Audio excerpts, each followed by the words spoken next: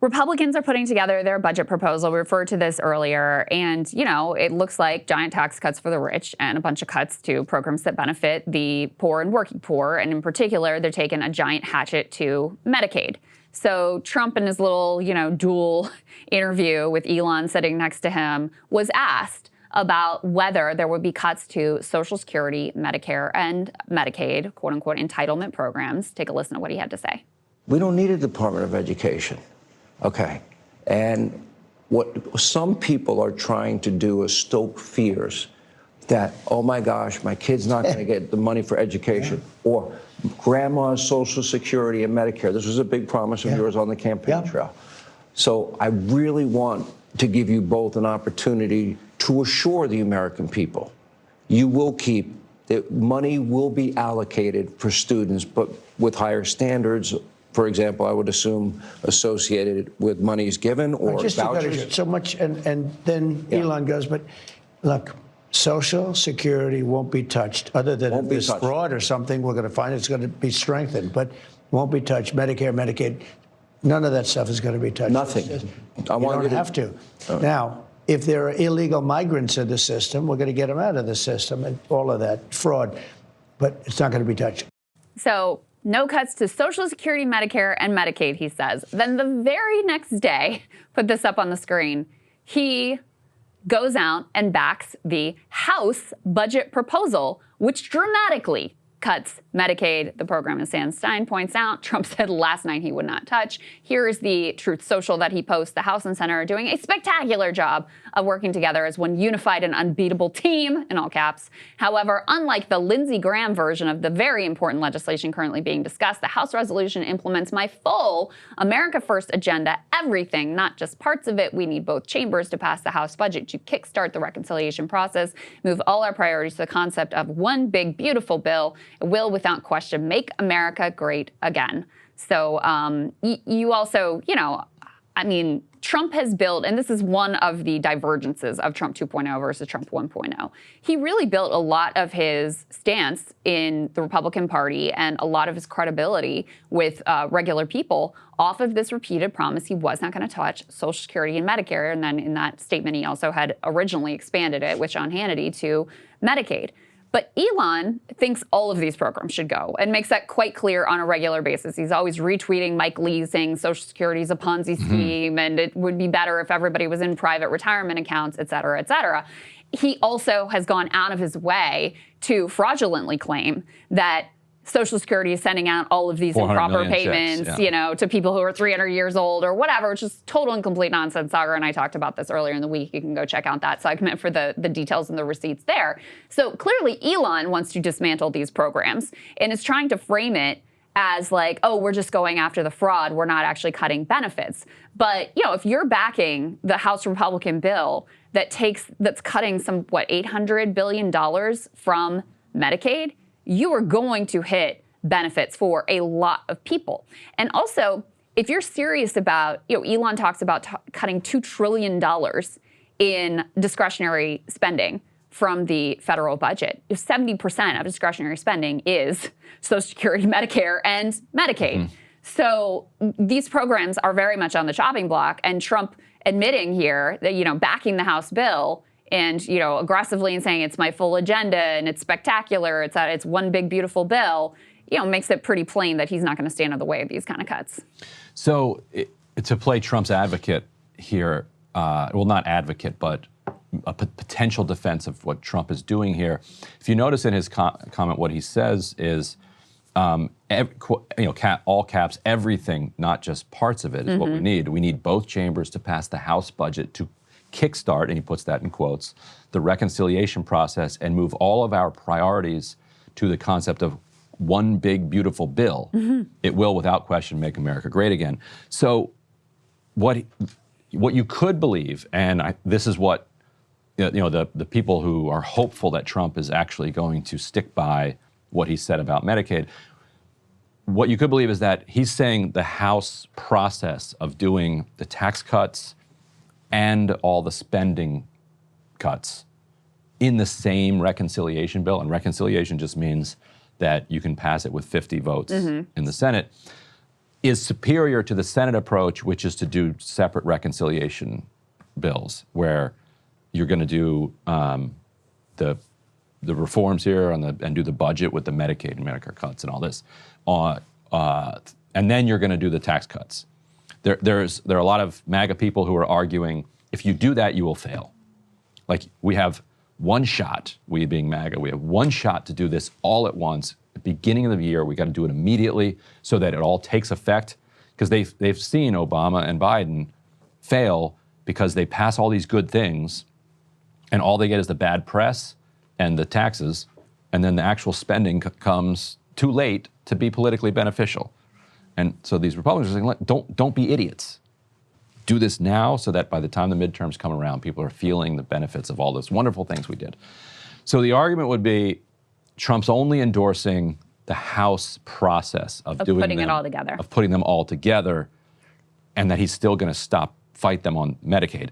The counter to that is, good luck. You can't, the numbers don't work out. Exactly. So you're going to have to, but the way that Trump could ultimately make the numbers work out is just blow the deficit up much further. Right. We're going to do the tax cuts and we're going to preserve Medicaid, Medicare, and Social Security, which is what I think they will actually end up doing. And then when we're like, hey, you said you cared about the deficit, they'll be like, well, we didn't, and neither do you. Do you think that there are, because the other thing they have to deal with is they have a, 3-vote margin in the House? So they have to get every Republican, unless there are a few Democrats that might vote along with them, which, it's possible. These are very weak people who are, some of them desperate to appear like, oh, we're bipartisan, blah, blah, blah. And, some of them have positioned themselves as these sort of like austerity, deficit hawk, Tea Party types, the Chip Roys of the world and whatever. And so that is the reason why, they're desperate. They're definitely going to have in there their $4 trillion extension of tax cuts for the rich. That's the Tax Cuts and Jobs Act that he originally passed, and now it has to be extended. That's a huge price tag, $4 trillion over, 10-year period. And so if you're going to even fudge the numbers to make it look like you're not adding to the deficit, which they're already saying, like, we're going to fudge the numbers, we're going to pretend like we're going to get all this growth that, isn't really, maybe they will, but it's unlikely. It's not the way they normally do scoring, but whatever. They're already saying, okay, we're going to fudge the numbers in this particular way. It still was going to require a lot of cuts from somewhere. And especially if you're going to add on top of that any of the tax-related promises that Trump made to working class people, let alone the whole SALT tax situation, which also would be a very expensive add-on. So how are you going to, compensate for all of that on the other side? And as if you're digging into these numbers on Doge, you're quickly learning there are just a few buckets in the federal budget that really make up the bulk of the spending. It's the military, and it is healthcare, Medicare and Medicaid, and it is Social Security. And if you aren't cutting those things, like, you are nibbling around the edges. That's just the reality. Right now, you can put this next piece up on the screen, because this also gets to the same dynamic. Yeah. So the House Republican budget also calls for an increase in defense spending. And not a small one. $100 billion increase in defense spending. This is the plan, again, that Trump just endorsed, as Prem Thakur is pointing out here, at the very same time that he has asked the Pentagon for a plan to implement sweeping budget cuts slashing 8% from the defense budget in each of the next 5 years, per amendment that was obtained by the Washington Post. And apparently Pete Hegseth has directed the agency to, go out and look for how they would accomplish these cuts, et cetera, et cetera.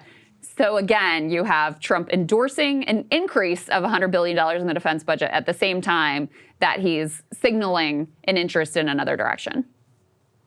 Yeah, so when you listen to a lot of the House Republicans and Senate Republicans talk about Doge and talk about Trump's, talking about Trump rolling back the empire and doing spending cuts, they very quickly get uncomfortable as soon as the Pentagon comes up. That's right. It's wild. Like, the number of people within the MAGA coalition at the top willing to take on the Pentagon is minuscule. Well, and there's a reason why. The base they're there-ish Yeah. for it. As long as it goes after I think they're willing to go after the weapons makers, the military-industrial complex.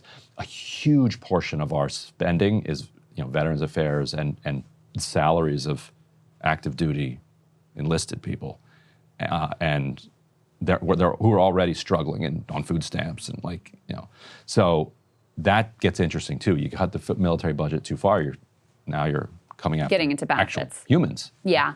Well, and actually, if you look at the polling, if you ask people where you would most want things cut, it is the military. Right. They don't. They don't want the base closed. People like the idea, Yeah. like if you ask, okay, should federal government spending be cut? Of course, yes, we should be more efficient. We should have, cut out the fat, blah, blah, blah.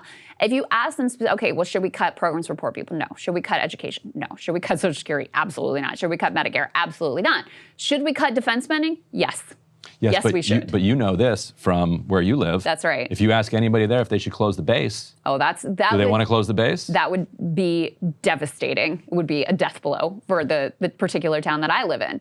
And that is part of why. You're not at all alone. That's exactly right. Probably a quarter of the people watching this program right now live in an area that would be hurt very badly by that. And that is part of why. So, part of why the military budget always escalates is because you have these defense manufacturers, the military-industrial complex that spends a lot of money in Congress and makes sure they get their, fat subsidies and their budgets and their boot-and-toggle weapon systems that have massive cost overruns and are totally unaccountable and unaudited and all that stuff, right? That is a significant chunk of it. But also, these military expenditures go into almost every congressional district in the, not by accident. Probably everyone, actually, Yeah. in the entire country. Yeah, and on purpose. Yeah.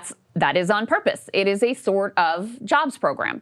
And so, once you start to actually threaten that, then you get a lot of members on both parties. This is part of what creates that uniparty consensus, who start to get very upset about the bases or the manufacturers or whatever it is in their district that is important to the economy and the people there. Yeah, there was even a wild moment where Bernie was like, "You sure we want to cut this whatever?" Like there was some I forget exactly what weapon system they were making in Vermont, but Bernie's like, "Is that really where we need to cut?"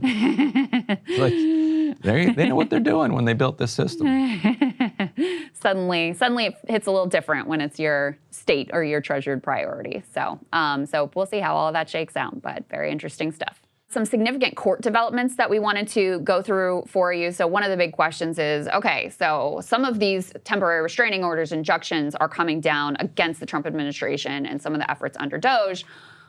Are they going to listen? Or are they going to do what J.D. Vance and others have suggested of just saying, hey, you and what army are going to enforce this court injunction? And we have another troubling indication in terms of the approach that the Trump administration is going to take. Let's go ahead and put this up on the screen from Reuters. So nonprofits have now asked a judge to hold U.S. officials in contempt for defying an order with regard to specifically USAID. So the way this all... Pause on this just for one throwback. One of the nonprofits here is the AIDS vaccine program. The other one is the Journalism Development Network, which is the business name of the OCCRP, which we wrote about. That's the one That's the USAID-funded news organization that was...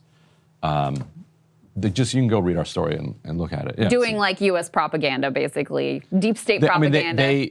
They very strongly will say that there is no influence from the U.S. of their funding, but it was funded, a lot of their funding comes through Russia, countering Russian disinformation. And this was involved in the Romania situation? There's involvement with the Romanian situation. It's U.S. funding for overseas journalism that is controversial because taking government money directly to fund journalism is just, in the journalism world, extremely controversial. Yes. We wouldn't do it, for instance. Yes. Exactly right. Anyway, exactly so that's right. They coincidentally they happen to be one of the groups that's suing here. Yeah. So the way this went down is, you guys will recall there were a couple of executive orders that were, some of them were executive orders, some of them were just memorandums that were issued by the Office of Management and Budget. But in any case, said directly, we're freezing all foreign aid spending. We're freezing anything that has to do with, DEI or quote unquote Green New Deal.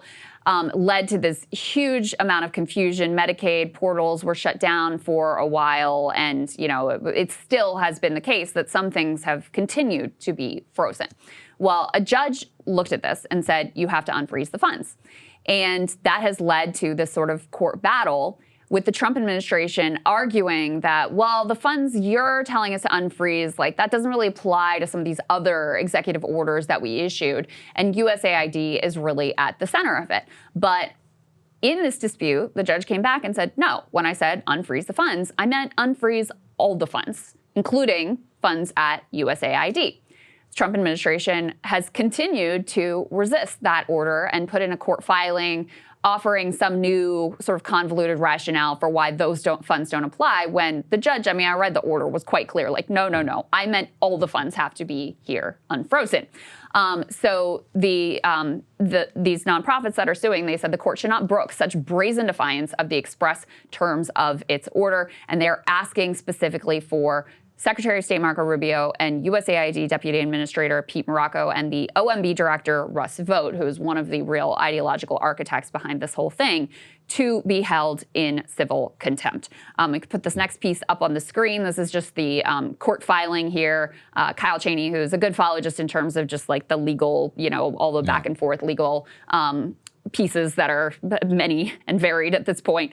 Breaking USAID contractors, aid recipients say Rubio and USAID leaders should be held in civil contempt for violating a court order to lift spending freeze. So you can see that there on the side. So we still have not, I think, Ryan, reached the point where they're just saying, no, we're just not going to listen. Right.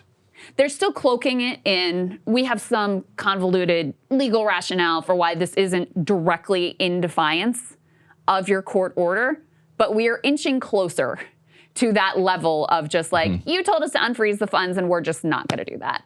Yeah, and to put Trump's legal argument here in its best light, what they're saying is, okay, you're right. The freeze that we did, that was wrong. You've told us to lift the freeze. Boom, we have lifted the freeze.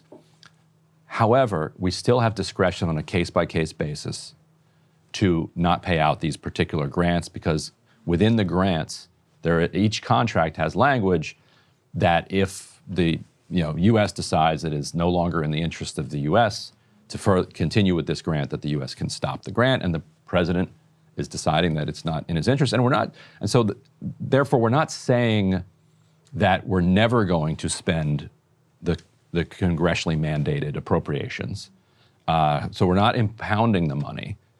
We're just pausing this particular contract because we feel like this particular contract is not in our national interest and not in accordance with the executive order at this moment, which I think actually would be a completely fair argument if not for everything else they're saying, which goes to a broader read, which is they are actually freezing everything, have no intention of spending it, right, and are trying to impound it, but just not say yet that they're impounding it. That's what they're doing. Because they're gearing up toward that fight, but they're not having it yet. So, but this particular argument, yeah, of course, like on an individual level, if the USAID or State Department says, actually, we don't like the way that they handled this Romania situation, so we're cutting their contract. You can do that, sure. But so the question is that really what they're doing? Yes. Yeah. Yeah, and this kind of relates what you're describing here to, they made a court filing saying Elon is not actually the head of Doge. Right. Like, he's just some guy, like, he's kind of like Anita Dunn, he works in the White House, he works with Trump, he's an advisor, but he's not in charge of Doge. He doesn't have anything really directly to do with Doge. Even as Trump is out there being like, Elon's in charge of Doge. He's doing a great job at Doge. Even as Elon is saying. And Elon, yeah, of course. This is obvious, right? And they haven't hit it whatsoever. But because it creates some legal complexities for them, in particular, one of the lawsuits is about the appointments clause of the Constitution, where if you're going to have, I don't know what the legal language is, but if you're going to have this significant role, you have to have a Senate confirmation. And so they want to downplay, in the context of that lawsuit, Elon's involvement. So they're denying what is like plainly obvious and what they admit to and the way they talk about Elon and his relationship to Doge all the time. And by the way, if you ask Trump, okay, well, if Elon isn't in charge of Doge, who is? He has no answer. because Elon is obviously in charge of Doge. So this kind of, ties into that, denying the reality that is in front of us with some, sort of convoluted legal argument, ties into that whole thing. There have been a few other developments here that I think are worth just running through quickly. So there was another executive order that was signed by Trump that does a variety of things, but in particular is really trying to undercut the independence of some key agencies, namely the FTC, the FCC, and the SEC, which is the Securities Exchange Commission, which, they were upset that the Securities Exchange Commission was actually doing its job somewhat under Biden and enforcing the law, crypto. especially with regard to crypto. Yeah. So they're trying to get them under control over there. But really extraordinary also legal positioning and framing here that really ties into Trump's comments about how you can't violate the law if you are saving the state, and some of the other more dictatorial positions that he has taken, which is that, listen, only the president and the attorney general can speak for, quote, what the law is. Let's take a listen to that. Lastly, we have another executive order that President Trump signed relating to independent agencies. This executive order would establish important oversight functions in the Office of Management and Budget and its subsidiary office, OIRA, supervising independent agencies and many of their actions, and also reestablishes the longstanding norm that only the president or the attorney general can speak for the United States when stating an opinion as to what the law is. So this fits with also the way that Elon has been describing the workings of our government, which is basically like Trump is the only true representative of the people. So if you're standing in the way of what Trump wants to do, then you are anti-democratic. You are trying to thwart the will of the people. And as you pointed out many times, Ryan, that is not the way that our system works. In fact, the House of Representatives is specifically set up to be a more representative body and to reflect, the individual proclivities, regional proclivities of all the different districts and varied constituencies within the country. We don't have a system where the president is basically king and gets to wipe the slate clean and implement his entire agenda. But that is the way that they're trying to position and explain their philosophy about all of this. And if he's restricting, when he says the U.S., if he just means the executive, because sometimes that's how you refer to the executive, it's the U.S. If you go to civil court or criminal court, it's a U.S. versus whoever. If that's what you mean, I could. There's an argument to be made that the president wins.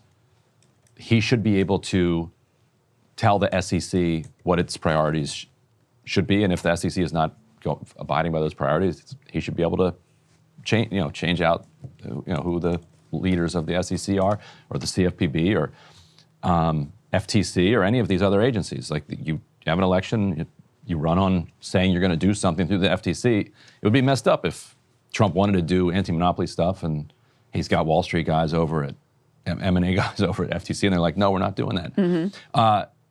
But what you can't do is just dismantle them, like he's doing with CFPB. Right. Because I'm actually okay with a president within the laws created by Congress having direction over these agencies. I think that's fine, but you can't just get rid of them. Right. With several of them, he's just saying this doesn't exist anymore. We're putting it in either in the wood chipper or RAP, CFPB. Congress has to be involved in that. That's our system. Yeah. Very well said. All right, let's go ahead and move on to this congestion pricing piece, which kind of fits into the whole Trump acting like a dictator, Elon acting like a dictator, et cetera. Hey, if you like that video, hit the like button or leave a comment below. It really helps get the show to more people. And if you'd like to get the full show ad-free and in your inbox every morning, you can sign up at breakingpoints.com. That's right. Get the full show, help support the future of independent media at breakingpoints.com.